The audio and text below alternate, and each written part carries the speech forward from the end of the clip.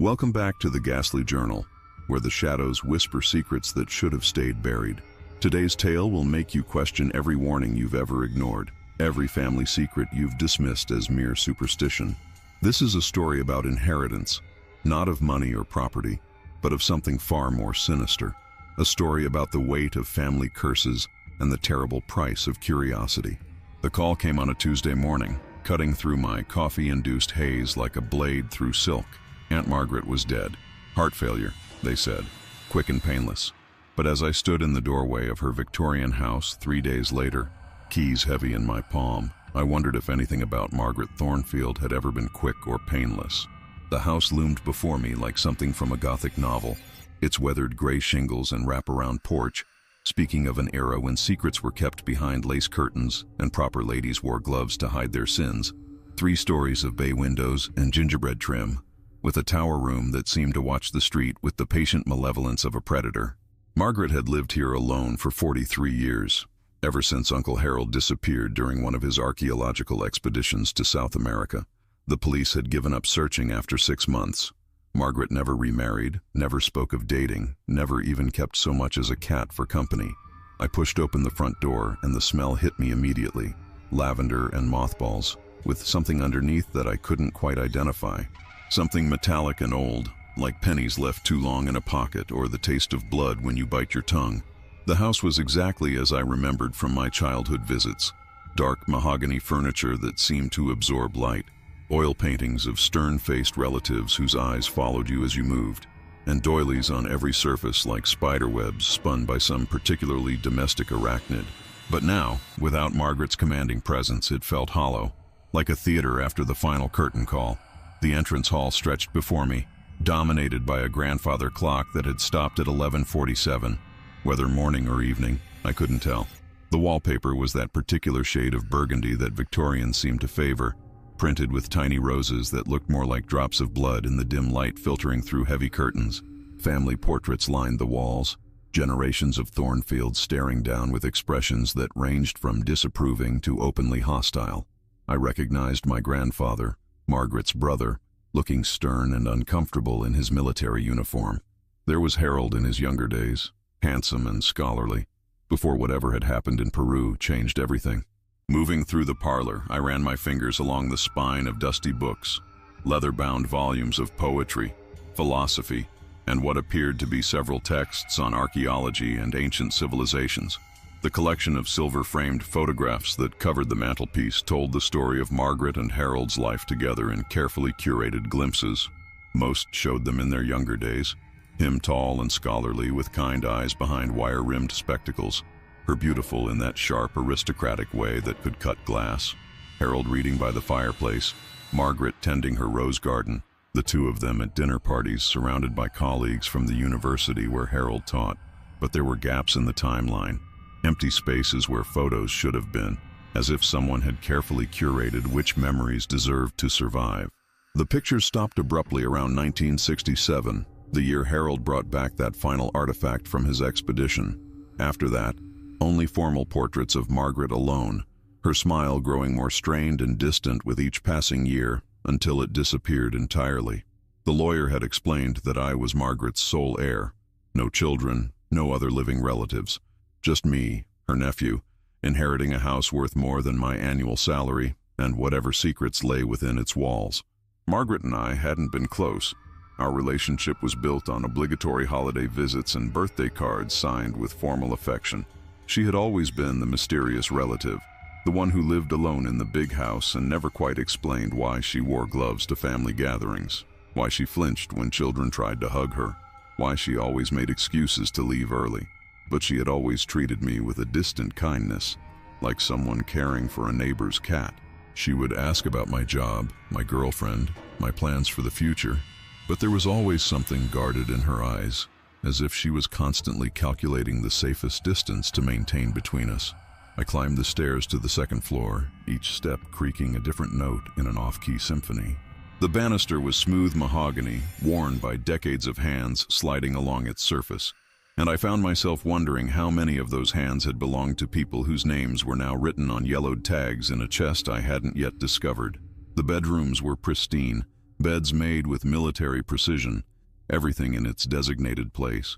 Margaret's room still smelled faintly of her perfume, something expensive and floral that seemed to cling to the wallpaper itself. Her vanity table was arranged with the same meticulous care she had applied to everything else. Silver brush and comb set, a few tasteful pieces of jewelry, and a hand mirror that seemed to reflect shadows even when no one was standing in front of it. I opened her wardrobe, finding rows of conservative dresses and practical shoes, all in muted colors that wouldn't draw attention. But at the back, wrapped in tissue paper, I found something unexpected. A wedding dress, yellowed with age but still beautiful, still waiting for a ceremony that would never come. A note pinned to the bodice read, "For my wedding to Harold, September 1969. We never made it that far." The guest bedroom contained Harold's belongings, preserved like a shrine to a man who had been missing for over 50 years. His pipe still sat on the nightstand next to a book of Peruvian folklore marked with dozens of bookmarks. His clothes hung in the closet, smelling faintly of tobacco and old books. On his desk, I found stacks of correspondence with colleagues, research notes in his careful handwriting, and several maps of South America, with locations marked in red ink. One letter, dated just 2 weeks before his disappearance, caught my attention. "My dear Margaret," it read, "I know you're worried about this expedition, but I assure you the artifact we've discovered is quite safe. The locals are superstitious, of course. They speak of curses and trapped spirits, but I've examined it thoroughly and found no evidence of anything more dangerous than cultural significance. The university is very excited about the potential discoveries. We may have found something that rewrites our understanding of pre-Columbian spiritual practices. I'll be home by Christmas with stories that will amaze you.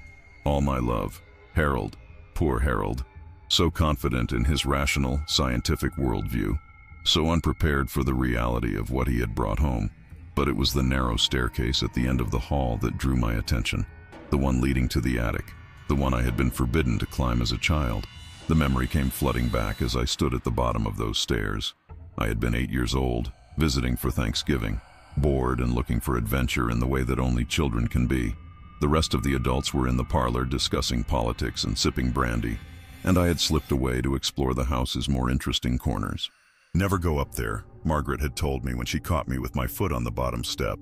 Her voice had been different then, not angry but afraid, desperately, genuinely afraid. "There are things in the attic that are better left undisturbed. Promise me, Thomas.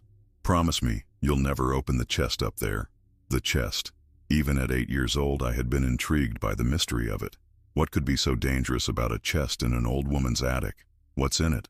I had asked, with the thoughtless curiosity of childhood.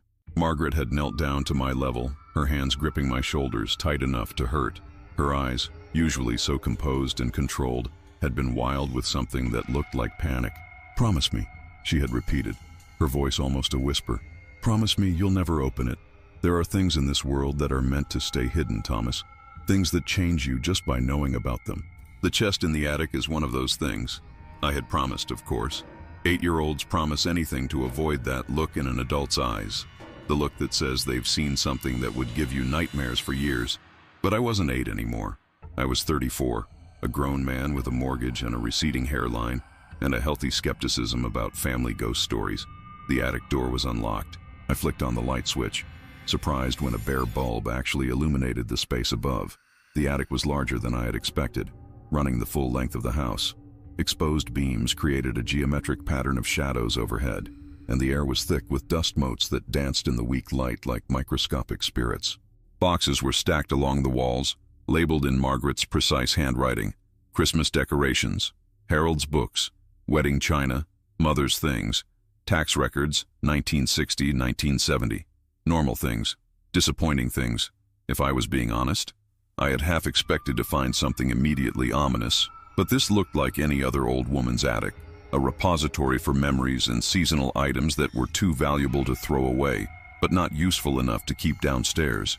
I began exploring methodically, opening boxes and examining their contents. The Christmas decorations were exactly what you'd expect. Glass ornaments carefully wrapped in tissue paper, strings of lights that probably hadn't worked since the Eisenhower administration, and a small artificial tree that looked like it had seen better decades. Harold's books were academic texts, mostly about South American archaeology and anthropology, with extensive notes in the margins. Margaret's mother's things were the sorts of items that every family accumulates. China patterns that go out of style, jewelry that was fashionable in the 1940s, photo albums documenting a life that meant everything to someone and nothing to anyone else. But there, in the far corner, partially hidden behind a stack of Harold's expedition equipment, sat the chest. It was beautiful in the way that antiques are beautiful, all dark wood and brass fittings, with intricate carvings along the sides that seemed to writhe and shift in the dim light. The wood looked like mahogany, but darker, richer, with a grain pattern that resembled flowing water or billowing smoke. The brass was green with verdigris, but still functional, still solid. The chest was maybe 4 feet long and 2 feet wide, the perfect size for storing linens or out-of-season clothes, or secrets. It definitely looked old enough to hold secrets. The carvings were what caught my attention. They weren't decorative in the way that Victorian furniture often was. They seemed to tell a story or maybe issue a warning. Human figures danced around the edges, but their poses were wrong somehow. Their limbs bent at unnatural angles, their faces caught in expressions of ecstasy or terror. Between the figures were symbols I didn't recognize, spirals and geometric patterns that hurt to look at directly, as if they were trying to pull my vision into their depths. I approached it slowly, Margaret's warning echoing in my mind. The brass lock was corroded green with age, but when I tested it, the mechanism moved freely. Someone had been maintaining it. Someone had been visiting this chest regularly, keeping it functional despite the decades of disuse. The wood felt warm under my palms, which should have been impossible in the drafty attic. But there it was, a subtle heat radiating from within, as if something inside was generating its own warmth. I pressed my ear to the lid and could have sworn I heard something. Not quite music, not quite breathing. A rhythm, a pulse, like a heartbeat, but slower, deeper, more patient than any human heart. I should have walked away then. Should have remembered my promise to Margaret. Should have listened to the voice in my head that was screaming warnings about things better left undisturbed. But curiosity is a powerful force, and I had come too far to turn back now. I lifted the lid. The smell hit me first. That same metallic odor from downstairs, but stronger now. Old pennies and iron and something organic that made my stomach turn. Copper and decay and something else. Something I couldn't identify, but that triggered every primitive alarm in my brain. Inside the chest, nestled in what looked like black velvet that seemed to absorb light rather than reflect it, were dozens of small objects. Jewelry mostly. Rings and necklaces and brooches, all of them tarnished and old, but not random pieces. Each one was arranged with careful precision, as if this were a museum display rather than a storage container. And each one was accompanied by a small yellowed tag tied with black ribbon. I picked up a silver locket, heavy in my palm. The silver was blackened with age, but I could still make out delicate engravings around the edges, roses and vines, the sort of romantic motifs that were popular in the early 20th century. The tag tied to its chain made my blood run cold. Eleanor Morrison, 1950-1968, loved dancing, afraid of thunderstorms, never saw her 19th birthday, taken during the Christmas Eve storm when she came to help with preparations. She was trying to leave when it happened. My hands began to shake. I set the locket down carefully and picked up a man's wedding ring, the gold worn thin by years of wear. The inscription inside was too faded to read, but the tag was clear enough. David Walsh, 1935-1978, carpenter, left behind twin daughters, Sarah and Susan. Disappeared while walking home from Murphy's Tavern after celebrating his promotion. He fought harder than most. Another tag, another name, another story cut short. Patricia Chin, 1942-1987, schoolteacher at Millbrook Elementary, collected pressed flowers and taught Sunday school, found in Millbrook Forest with no memory of how she got there. The flowers in her hands were still fresh. Timothy Parker, 1955-1971, 16 years old, captain of the debate team, wanted to be a lawyer like his father. Parents still believe he ran away to California. He didn't. There were dozens of them, dozens of people, all with death dates that clustered around the late 1960s and continued through the 1970s, 1980s, and into the 1990s. Each tag told a story of a life interrupted, a future that would never come to pass. The earliest death was from 1968, just 1 year after Harold had brought the artifact home. At the bottom of the chest, wrapped in oiled cloth that crackled when I touched it, was a leather journal. The cover was worn smooth from handling, and the pages inside were filled with Margaret's careful script. But this wasn't her usual precise handwriting. These words seemed to crawl across the page like insects, urgent and desperate, as if she had been writing while her hands shook. Harold found it in Peru. The first entry read, dated October 15th, 1967. He wouldn't tell me exactly where, said the locals had warnings about the place. Cursed ground, they called it. A temple complex that the Spanish missionaries tried to destroy but couldn't quite manage. Harold never believed in curses. He thought they were just primitive superstitions, stories told by people who didn't understand the science behind the artifacts. He brought it home as a wedding gift, said it was pre-Columbian, probably used for religious ceremonies. How was he supposed to know what kind of ceremonies? I flipped through pages of entries, each one more disturbing than the last. Margaret had documented everything with the methodical precision of a scientist conducting an experiment she desperately wanted to fail. October 22nd, 1967. The artifact is beautiful in a way that makes my teeth ache. Harold has it displayed in his study, and sometimes I catch him just staring at it for hours. When I ask him what he's thinking about, he says he's trying to understand the symbols carved into its surface. He thinks they might be a form of early writing, or perhaps astronomical calculations. I think they're something else entirely. I think they're instructions. November 3rd, 1967. The dream started last week. In them, I'm standing in a vast underground chamber filled with stone tables, and on each table is a body preserved in some way I don't understand. They're not dead exactly. Their eyes move. They try to speak, and there's something moving between the tables, something that feeds on whatever keeps them in that state between life and death. I wake up with the taste of copper in my mouth. November 18th, 1967. Mrs. Henderson came for tea today.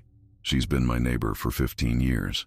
A sweet woman who brings me vegetables from her garden and always remembers my birthday. She had a heart attack while we were discussing her granddaughter's wedding plans. I was holding her hand when she passed, trying to comfort her, and I felt it, like electricity running up my arm, something warm and vital flowing from her into me. When I touched the artifact afterward, I could see her. Not a ghost, not a memory. Her, actually her, preserved somehow inside the stone, aware and terrified and trying to speak. Trapped. My mouth went dry. I looked back at the jewelry in the chest, understanding now that these weren't keepsakes or mementos. They were containers. Prisons. November 25th, 1967. I can't stop thinking about Mrs. Henderson. The artifact pulses now when I'm near it, warm to the touch, almost eager. And I can feel something inside me that wasn't there before, a hunger I don't understand. Harold thinks I'm grieving Mrs. Henderson's death, but the truth is so much worse. I took something from her when she died, and now I want more, need more. The artifact has changed me, made me into something that feeds on the moment of death, that can trap souls before they have a chance to move on to whatever comes next. December 8th, 1967. I understand now how it works. The artifact doesn't just preserve souls, it teaches. Every time someone dies near it, every time I accidentally feed on their life force, I learn more about what I've become. The people I've trapped aren't suffering in the way we understand suffering. Time doesn't exist for them the way it does for us. They exist in a moment between heartbeats, aware but unchanging, experiencing an eternal instant of whatever they were feeling when they died. For most of them, it's confusion. For some, it's fear. For a few, it's peace. They don't age, don't hunger, don't feel physical pain, but they know they're trapped, and they know someone put them there. December 15th, 1967. Harold is asking too many questions. He found me in the parlor last night, holding Mrs. Henderson's brooch, the one she was wearing when she died. I had taken it from her body before the undertaker arrived, and somehow her essence had followed it, bound itself to the silver and turquoise she had loved so much. Harold saw the look on my face when I was holding it, saw the way my eyes rolled back and my breathing changed. I could tell he was starting to understand that his wife had become something else, something that needed to feed on death to survive. January 3rd, 1968. The hunger is getting stronger. I can feel it when people are near death, smell it on them like a perfume. Mr. Garrett from the grocery store has maybe a month left. His heart is failing, though he doesn't know it yet. The postman's wife is developing something in her lungs that will kill her by spring. And young Timothy Parker, who delivers our newspaper every morning, has no idea that he'll be dead before his 17th birthday. The knowledge comes to me unbidden, unwanted, but impossible to ignore. January 20th, 1968. Harold threatened to call the police today. He found me in the study with the artifact, and he could see what I was becoming. The thing is, I don't want to hurt people. The hunger isn't malicious, it's just hungry. But I can't control when it feeds. Every handshake, every hug, every casual contact with someone near death becomes an opportunity for the thing inside me to take what it wants. And once I've taken from someone, once I've trapped their soul, I need somewhere to put it. Objects work best. Things that have emotional significance, that carry memories and meaning. Wedding rings, jewelry passed down through generations. Items that already have a connection to the person's life force. February 14th, 1968. Eleanor Morrison died today. She was only 18, visiting to help with Valentine's Day preparations. A thunderstorm hit while she was here, and she was terrified. Always had been afraid of storms since she was a child. During a particularly loud clap of thunder, her heart just stopped. Fear can kill, I've learned. I was holding her hand, trying to comfort her when I felt the pull as her soul tried to leave her body. I couldn't stop myself from reaching out, from taking what was offered. Her locket was around her neck, a gift from her grandmother, and her essence flowed into it like water finding its level. Harold wasn't here to see it happen, but when he returned from the university, he knew something had changed. March 10th, 1968. Timothy Parker died today, hit by a car while delivering newspapers in the early morning fog. I was there when it happened, walking past the accident, and I felt the pull as his soul tried to leave his body. I couldn't stop myself from reaching out, from taking what was offered. His class ring was in his pocket, a symbol of his hopes for the future, and his essence flowed into it like water finding its level. Harold saw me pocket the ring while the ambulance workers were trying to revive Timothy's body. He knows what I did. He knows what I am. The entries continued for months, documenting Margaret's growing horror at what she had become and Harold's increasing desperation to find a way to help her. He had tried everything, consulting with colleagues who specialized in South American folklore, reaching out to religious leaders, even attempting to contact the shamans who had originally warned him about the artifact. But nothing worked. The curse, if that's what it was, had taken root too deeply. June 10th, 1968. Harold tried to destroy the artifact last night. Took a hammer to it, thinking he could smash it to pieces and end this nightmare. But you can't destroy something that exists outside our understanding of reality. The artifact absorbed the impact like a sponge absorbing water, and the feedback knocked Harold unconscious. When he woke up, he was different, distant. He kept talking about needing to go back to Peru, said he could hear voices calling him from the dig site. This morning I found him packing his expedition gear. He won't listen to reason. The artifact has marked him, and now it's pulling him back to where it came from. Harold's disappearance suddenly made perfect sense. He hadn't vanished during an expedition. He had been compelled to return to the source of their nightmare, drawn back like a moth to a flame that would consume him. June 15th, 1968. Harold left this morning. I begged him not to go, told him we could find another way, but he said the voices were too strong. He said the artifact wanted to go home and it was using him to get there. I think I know what's really happening. I think Harold has become like me, changed by his contact with the artifact, and now he's being called back to feed the source of our curse.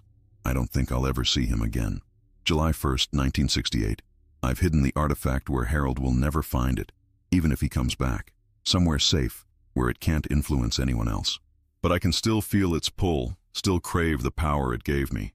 The people I've collected, Eleanor Morrison, David Walsh, Patricia Chen, Timothy Parker, and all the others, they're not suffering in the way we understand suffering. They exist in a moment between heartbeats, aware but unchanging. Some days I tell myself that's better than death. Some days I almost believe it. The next entries were sporadic, years apart, documenting Margaret's slow descent into isolated madness. She had stopped taking souls as frequently after Harold's disappearance, but she couldn't completely resist the hunger when opportunities presented themselves.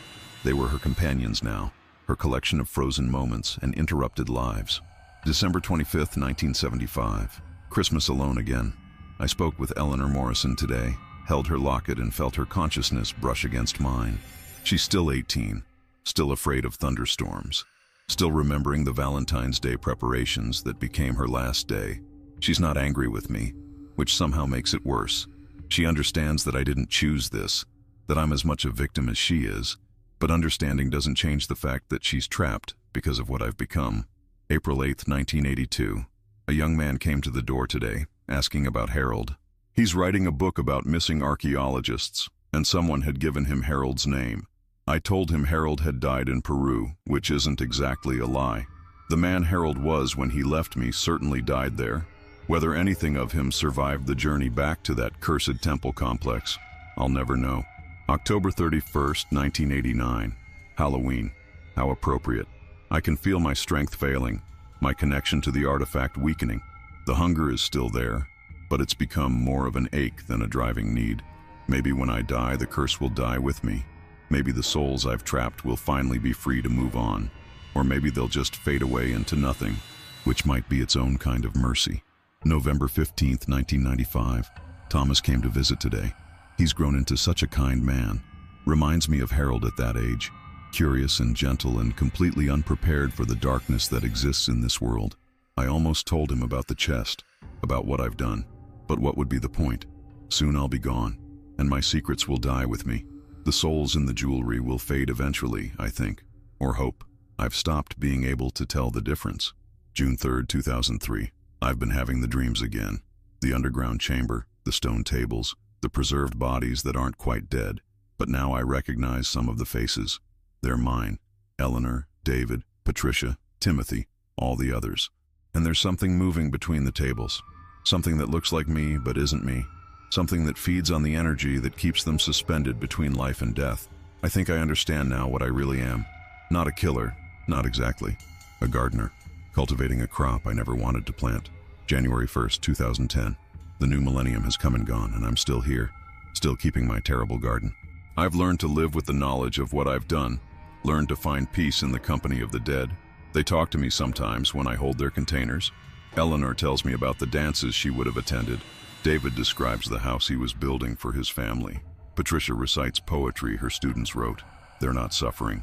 That's what I tell myself. They're just paused. The final entries were more recent, written in Margaret's increasingly shaky handwriting as age took its toll. March 17th, 2020. The world has changed so much. There's a plague now, people dying by the thousands, and I can feel every death like a physical blow. The artifact stirs in its hiding place, hungry for all the fear and suffering, but I'm too old now to be its instrument. Too tired. Maybe that's a blessing. Maybe this is how the curse finally ends, not with violence or dramatic confrontation, but with simple human exhaustion. August 4th, 2022. Thomas called today. He's doing well, settled in his life, happy in the way that people can be when they don't know what darkness exists in the world. I wanted to warn him about what he might inherit when I'm gone. But how do you explain something like this? How do you tell someone you love that their family legacy is built on trapped souls and ancient hungers? Better to let him discover it himself if he must. Better to hope he has the strength to do what I never could. The final entry was dated just 3 months ago. April 15th, 2023. I can feel the end coming. My heart is failing, just like Mrs. Henderson's did all those years ago. I wonder if someone will be there to hold my hand when I go. If someone will accidentally take my soul the way I took hers. Maybe that would be fitting. Maybe that would be justice. The artifact is still hidden where Harold will never find it. Thomas will inherit this house, and if he's anything like his uncle, his curiosity will eventually lead him to the chest. I've left instructions, or warnings, I suppose. Whether he heeds them or ignores them will determine whether this nightmare finally ends or finds a new generation to torment. I set down the journal with shaking hands. Margaret hadn't been a monster. She had been a victim, infected by something ancient and hungry that had turned her into a predator against her will. But that didn't change what she had done. Didn't change the fact that dozens of people had vanished from the town over the decades, their families never knowing what had happened to them. And now I was alone in an attic with their trapped souls trying to figure out what the hell I was supposed to do about it. I began examining the jewelry more carefully, looking for patterns or clues about how Margaret had managed to bind these people's essences to physical objects. Each piece was unique, wedding rings that had been worn for decades, class rings that represented hopes and dreams, necklaces with religious pendants that had provided comfort in times of need, charm bracelets heavy with personal significance, items that had meant something to their owners, that carried emotional weight and personal history. The locket I had first examined was warm to the touch, warmer than the others. When I held it up to the light, I could see a hairline crack running along one edge. Age, maybe, or the strain of containing something it was never meant to hold. That's when I heard it. A whisper, so faint I almost convinced myself it was just the wind through the eaves. But as I held the locket closer, the sound became clearer. A voice, young and feminine, speaking words I couldn't quite make out. Eleanor Morrison, trying to communicate from her silver prison. "Help," the voice whispered, barely audible. "Please. So tired. So long." I nearly dropped the locket in shock. Whatever Margaret had done, these people were still conscious, still aware. They had been trapped for decades, suspended in an endless moment of confusion and fear. I had to find a way to free them. I searched through Harold's boxes, looking for anything that might explain how the artifact worked or how its effects could be reversed. Most of his belongings were typical academic materials, research notes written in his precise handwriting, photographs of dig sites showing weathered stone structures emerging from jungle overgrowth, correspondence with colleagues at universities around the world. But buried at the bottom of one box, wrapped in oiled leather that crackled when I touched it, I found a folder marked Huacas del Sol, Personal Research. Inside were photocopies of journal entries written in Spanish, along with Harold's English translations. The original author had been a missionary named Father Rodriguez, who had encountered something similar in the Peruvian highlands in 1823. The locals speak of a place where the dead do not rest, Harold had translated in his careful script, where shamans once bound the spirits of enemies to prevent their journey to the afterlife. They say the sacred objects from this place carry the hunger of the earth itself, the need to preserve what should be allowed to pass. I have seen such an object, and I believe their warnings. It speaks to something primitive in the human soul, the fear of endings, the desire to hold on to what we love, even when love becomes possession. Father Rodriguez had documented his own encounter with one of these cursed artifacts in disturbing detail. Like Harold and Margaret, he had initially dismissed the local warnings as superstition. Like them, he had learned too late that some superstitions exist because they're true. The object came into my possession through a dying conquistador, Rodriguez had written, a man named Vasquez who claimed to have looted it from a temple complex deep in the mountains. He died in my arms, begging forgiveness for what he had done, what he had brought back to the world of the living. I thought his ravings were the product of fever and guilt, but when I touched the artifact he had carried, I felt something move inside it, something that had once been human. Rodriguez had tried to destroy the object he found, but like Harold, he had failed. The artifact had absorbed his attempts at destruction, fed on his anger and frustration, grown stronger with each blow. Instead, he had been forced to find another solution. I consulted with the village shaman, an old woman named Chuya, who claimed her grandmother had been alive when the Spanish first arrived. Rodriguez continued. She told me stories that chilled my blood, tales of priests who had learned to trap souls, to prevent their enemies from finding peace in death. The artifacts were weapons, she said, designed to create an army of the undead that could be called upon in times of war. But the shamans who created them had not anticipated the Spanish conquest, had not realized that their soul traps would outlive the civilization that created them. But at the end of the folder was something more useful, a ritual Rodriguez had learned from Chuya before sealing away the cursed artifact. Not a destruction ritual, but a release ritual, a way to let the trapped souls move on to whatever came next. The souls cannot be freed by force, Rodriguez had written. They must be given permission to leave, acknowledged as individuals rather than possessions. The person performing the ritual must touch the object containing the soul and speak their name. Tell them they are forgiven for whatever guilt they carry. Remind them that death is not an ending, but a transition. Most importantly, they must be told that they are free to go, free to find the peace that was denied to them. The instructions were simple, almost disappointingly so. Each bound soul had to be released individually, acknowledged and given permission to go. The person performing the ritual had to understand that they were not commanding the souls to leave, but offering them a choice they had been denied. It sounded like wishful thinking, but I didn't have any better options. I started with Eleanor Morrison's locket, holding it in both hands and feeling the warmth pulse against my palms like a tiny heartbeat. "Eleanor Morrison," I said aloud, my voice shaking slightly. "I know you've been trapped here for too long. I know you're tired and confused and afraid, but Margaret is gone now, and the thing that bound you to this place has no power over you anymore. You don't have to stay. You're free to go. You're free to find whatever peace waits beyond this moment. The locket grew warmer, almost hot, and for a moment I felt something brush against my consciousness. Gratitude, relief, and then a sense of motion, of something moving away at tremendous speed. The metal cooled in my hands and the whisper faded to nothing. One down, dozens to go. I worked through the night, releasing soul after soul. Each one was different. Some went quietly, dissolving into whatever lay beyond with barely a whisper of acknowledgement. Others seemed to struggle against the freedom I was offering, confused by decades of imprisonment, uncertain whether this was another trick or trap. A few whispered words of thanks before departing, messages of forgiveness or love that I promised to carry, even though I had no idea how to fulfill that promise. David Walsh took the longest to convince. His wedding ring pulsed with stubborn energy, and I could feel his reluctance to leave behind the world where his daughters lived. They're grown now, I told him, holding his ring and feeling the weight of his presence. Sarah and Susan, they've lived full lives, had children of their own. They never forgot you, but they found peace with your absence. You don't need to guard them anymore. You can let go.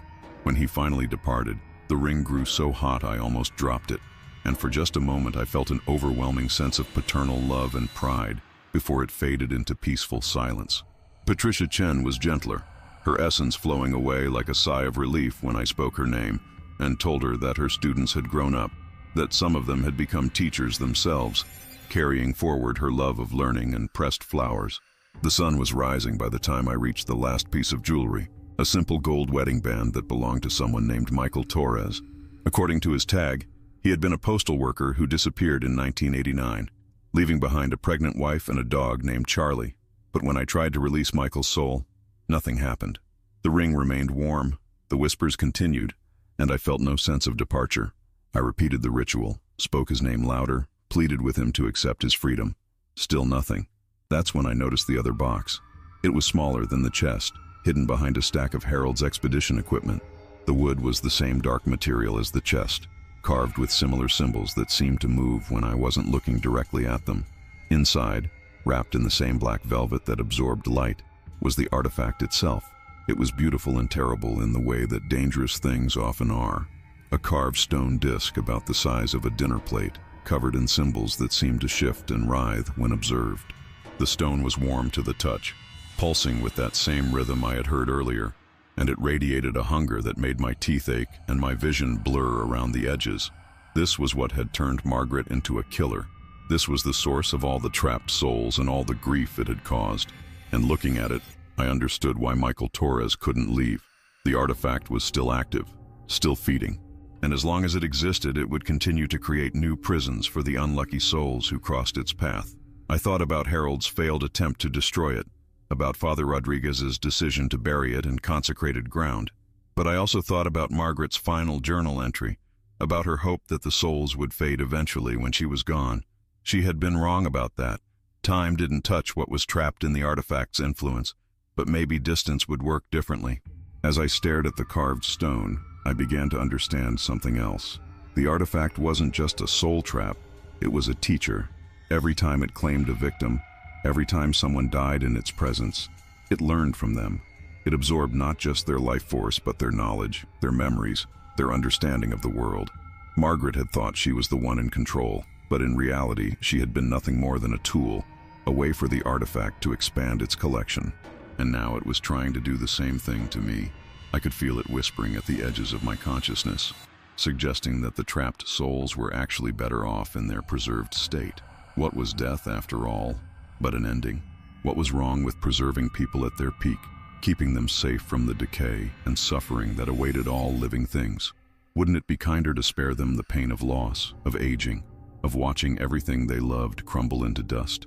For a moment, the arguments almost made sense, but then I thought about Eleanor Morrison, trapped at 18 forever, never able to grow and change and become the person she might have been. David Walsh, forever separated from the daughters he loved, unable to watch them grow up and start families of their own. Patricia Chen, her love of teaching and learning frozen in time, never able to inspire new generations of students. The artifact wasn't preserving these people, it was stealing their futures. I gathered up all the empty jewelry, the discharged containers that had once held human souls, and placed them back in the chest. Then I wrapped the artifact in its cloth and tucked it under my arm. I was probably making the biggest mistake of my life, but I couldn't think of any other options. The drive to the coast took 3 hours, the artifact pulsing against my side like a second heartbeat. I could feel it trying to influence me, whispering suggestions about the people I passed on the highway. The clerk at the gas station who was developing lung cancer, the jogger running along the beach path who had maybe 6 months before his heart gave out, the family at the rest stop whose youngest child would die in a car accident before her 10th birthday. The knowledge came unbidden, unwanted, but impossible to ignore. This was how Margaret had lived for decades, knowing when and how people would die, feeling the constant temptation to reach out and take what was offered before death could claim it naturally.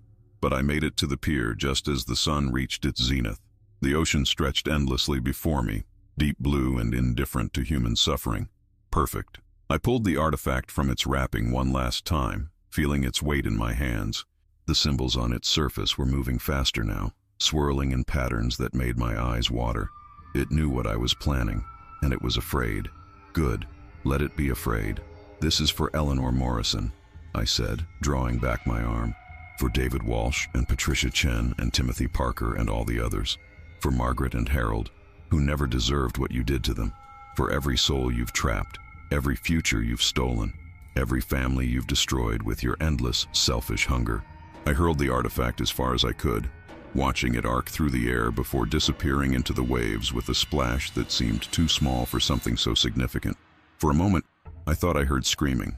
Not human screaming, but the sound of something ancient and hungry being denied its food. The water where it had landed began to bubble and churn, as if the ocean itself was rejecting what I had thrown into it. Then there was only the sound of waves and seagulls, and the warm weight of Michael Torres's wedding ring in my pocket as his soul finally departed for whatever came next. I drove home in silence, windows down, breathing in the salt air and trying to convince myself that I had done the right thing. The artifact was gone, sunk to the bottom of the ocean where it couldn't hurt anyone else. The souls were free. Margaret's nightmare was finally over. But as I pulled into my driveway, I noticed something that made my blood run cold. The skin on my hands was warm, warmer than it should have been, and when I accidentally brushed against my neighbor's arm as he waved hello, I felt it, that electric tingle Margaret had described, that hunger for something I couldn't name. The artifact was gone, but its influence wasn't. It had touched me, changed me, made me into something that would forever walk the line between life and death. I thought about Margaret's decades of isolation, her careful avoidance of human contact, the way she had lived alone with her terrible hunger. Now I understood why she had never tried to find someone to take her burden. Because it wasn't really a burden you could pass on. It was a curse you could only share. I went inside and locked the door, drew the curtains closed, and began making a list of precautions I would need to take. No more handshakes, no more hugs, no more casual human contact that might trigger whatever I was becoming. I would need to buy gloves, lots of gloves. I would need to learn to keep my distance from people, to find excuses for avoiding physical contact. I would need to become Margaret. The chest in her attic was empty now, but I had a feeling it wouldn't stay that way forever. Some hungers, once awakened, can never truly be satisfied, and I was already feeling the pull, the need to touch and take and preserve. Mrs. Patterson next door was coughing more than usual lately. She probably didn't know yet that the spot on her lung was malignant, that she had maybe 3 months before the cancer spread too far to treat. The knowledge came to me unbidden, along with the terrible understanding that all I would need to do was shake her hand when the time came, and her essence would flow into whatever object she held dear. And somewhere in the depths of the Pacific Ocean, an ancient artifact sits in the darkness, waiting for the currents to carry it to a new shore, where new hands might find it and new souls might learn that some family warnings should never be ignored. Margaret tried to warn me. She tried to keep me away from the chest, away from the truth about what our family had become. But curiosity is a powerful thing, and secrets have a way of demanding to be discovered. Now I know what she was hiding. Now I understand why she spent 40 years alone in that house, afraid to touch another living soul. And now I have to figure out how to live with that same curse, that same terrible knowledge, for whatever time I have left. The neighbors probably think I'm becoming a recluse. They wave when they see me checking the mail, but they don't understand why I always wear gloves now. why I step back when they get too close. They don't know about the warmth in my hands or the hunger that grows stronger every day. They don't know that I can feel their deaths approaching like distant thunder, or that part of me, a part that grows larger with each passing day, wants to reach out and preserve them before time can take what I might save. Margaret left me more than just a house. She left me a legacy written in trapped souls and whispered warnings, a family tradition that stretches back to a missionary in the Peruvian highlands and forward to whatever poor soul might find that artifact when the ocean finally gives up its secret. But for now, it's my burden to bear, my hunger to resist, my choice whether to become the monster that Margaret never wanted to be, or to find some way to break a cycle that has already claimed too many lives. The chest in the attic is empty, but the warning remains. Some things are better left undisturbed. Some family secrets should stay buried. And some hungers, once awakened, can only be satisfied by feeding on what we should protect. Margaret knew this. Harold learned it too late. And now it's my turn to decide what kind of person I want to be. The one who opens the chest, or the one who finds the strength to keep it closed forever. The choice, as they say, is mine. But the hunger is patient, and the curse is strong, and somewhere in the darkness, I can still hear the whispers of souls who thought they had finally found peace. Some stories, it seems, never really end. They just find new voices to tell them, new hands to carry them forward, new lives to consume in their endless, hungry darkness. Welcome to my family's legacy. Welcome to the Ghastly Journal's most personal tale. And remember, when someone warns you never to open something, maybe you should listen. Maybe they know exactly what they're talking about. Maybe they're trying to save you from becoming something you never wanted to be. Margaret tried to save me. I failed to save myself. But maybe, just maybe, I can save whoever comes next. The chest is empty now, but the curse remains. And somewhere in the depths of the ocean, an ancient hunger waits for its chance to surface once again.